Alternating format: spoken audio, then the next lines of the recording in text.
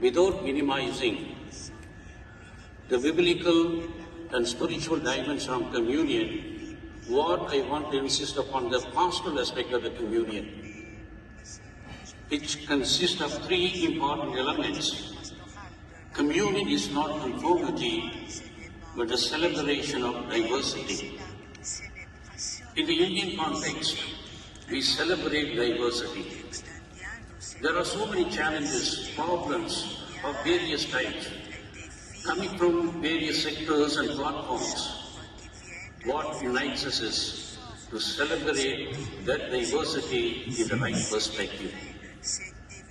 Communion in prayer with all the people of different denominations, different religious groups. Communion, above all, in dialogue, authentic dialogue, listening without compromising. And thirdly, that communion in deliberating and taking concrete action for the good of the people, not only Christians, all those who are our brothers and sisters.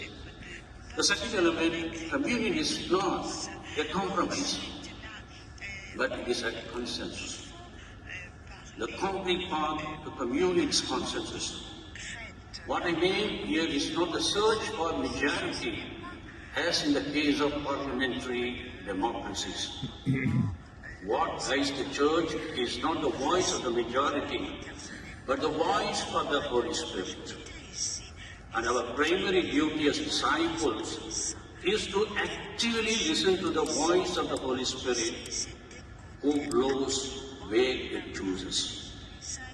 According to me, the Synod of God, the communion invites us today to discern how we can meaningfully build up consensus while being attentive to the guidance of the Holy Spirit and voices of those people who are in the margin, which cannot be drowned by the majority.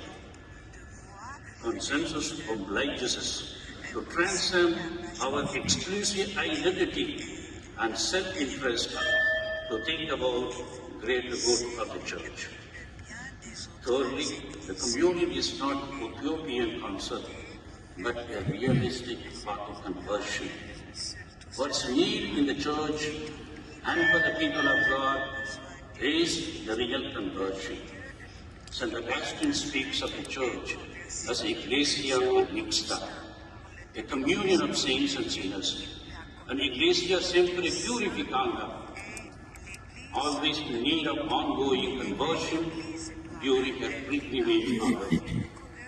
I think, inspired by these lessons in Sean, we should pray that the synodal process continues to walk towards a communion that celebrates diversity, courageous consensus, and above all, inspires conversion.